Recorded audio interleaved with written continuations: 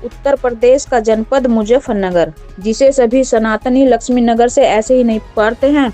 इस जनपद की धरा पर बहुत बड़े बड़े ऐतिहासिक फैसले लिए गए हैं, जिनके कारण आज भारत और भारत के अधिकतर राज्यों में सनातनी विचारधारा की सरकार बनी है। 6 मार्च 1983 का ऐतिहासिक राम जन्मभूमि मुक्ति के लिए इसी जनपद के राजकीय इंटर कॉलेज के मैदान पर विराट हिंदू सम्मेलन हुआ था और इसी सम्मेलन में सौगंध राम की खाई थी कि मंदिर वहीं बनाएंगे, और अब सौगंध भी पूरी हो गई है। 2013 के सांप्रदायिक दंगों में सोए हुए हिंदुओं को ऐसा जगाया था कि आज केंद्र और अधिकतर राज्यों में सनातनी विचारधारा वाली भारतीय जनता पार्टी की सरकारें शासन कर रही हैं। एक बार फिर से यह जनपद इतिहास रचने जा रहा है।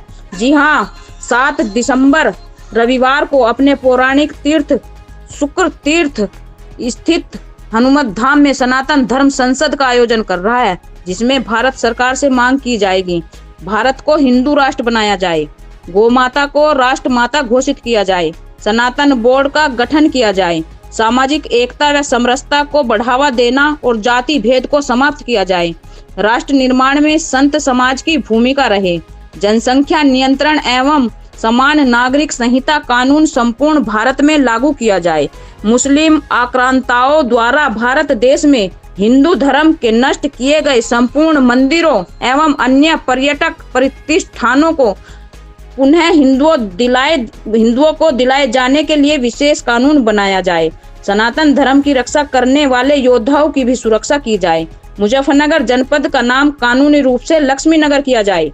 हनुमत धाम के महंत स्वामी केशवानंद सरस्वती के नेतृत्व में हिंदू संघर्ष समिति ने हर बिंदु पर सूक्ष्म चर्चा की है। उनके बाद प्रेस के समक्ष बताया कि सनातन धर्म संसद के 38 संगठनों के साथ साथ अनेकों संस्थानों, संगठनों, प्रधानों, महिलाओं का भी समर्थन मिल रहा है। मंच पर महामंडलेश्वर पूज्य संत हिंदू समाज का मार्गदर्शन करेंगे। राजनीतिक हस्तियों से कार्यक्रम की धुरी के रूप में सेवाएं ली जा रही हैं। पुलिस प्रशासन ने यातायात, सुरक्षा, साफ सफाई, लाइट आदि की पूर्ण व्यवस्था की गई है। बाहर से आने जाने वालों के लिए आने जाने, ठहरने, खाने आदि की भी पूर्ण व्यवस्था तैयार है। कार्यकर्ता अपने भोजन के साथ 1 या 2 का लाने की नीति पर धर्म संसद में आएंगे। मंच, साउंड, पार्किंग, बैठने की व्यवस्था, गंगा स्नान, मंदिर दर्शन आदि की संपूर्ण व्यवस्था तैयार है। सभी 38 संगठन अपने कार्यों को अंतिम रूप देने में लगे हुए हैं। आयोजित 7 दिसंबर 2025 दिन रविवार को प्रातः 9 बजे हमारे जिले की धार्मिक पौराणिक स्थली शुक्र तीर्थ के पावन धाम हनुमान धाम में सनातन धर्म संसद का दिव्य और भव्य आयोजन होने जा रहा है। हम जनपद वासियों के लिए बड़े सौभाग्य का विषय है, बड़े हम सौभाग्यशाली हैं। ऐसे आयोजन करने का सौभाग्य हमें प्राप्त हुआ है। इसमें सनातन धर्म को कमज़ोर करने के लिए कुछ धर्म विरोधी ताकतें में जातियों में बांटकर सनातन धर्म को कमज़ोर करने का प्रयास कर रही है। सनातन धर्म को एक झंडे, ध्वज के नीचे लाने के लिए सनातन धर्म संसद का आयोजन किया जा रहा है। इसमें हमने कुछ हिंदुत्व से जुड़े बिंदु रखे हैं। पूरे भारतवर्ष से लगभग 17 महामंडलेश्वर पूज्य महाराज इसमें शामिल होंगे। सनातन धर्म की संसद लगेगी, उसमें उन बिंदुओं पर चर्चा होगी।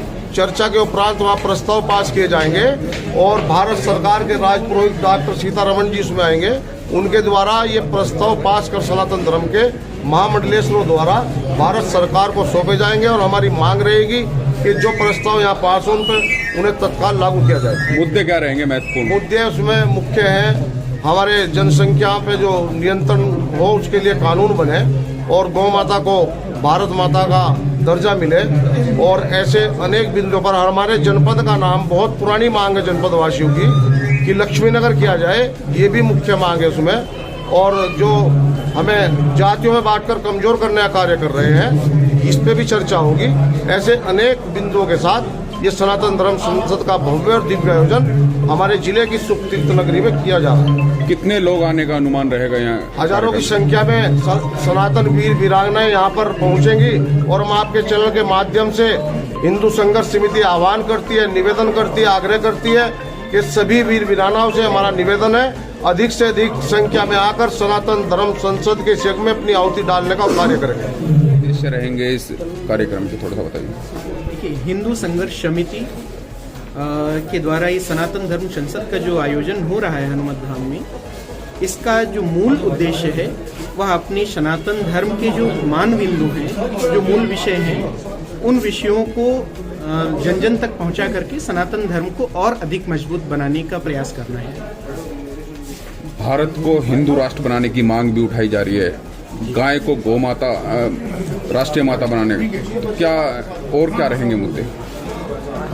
बहुत सारे मुद्दे हैं, और चूंकि गाय तो हमेशा से हमारी माँ है, और माँ को अगर संपूर्ण राष्ट्र एक स्वर से माँ मान ले, और उसी लिए हम लोगों का एक प्रयास है। और हिंदू राष्ट्र की परिकल्पना तो हमारे भगवान श्री राम के शासनकाल से है। जैसा भगवान श्री राम चंद्र जी का हिंदू राष्ट्र था, हम बिल्कुल उसी हिंदू राष्ट्र की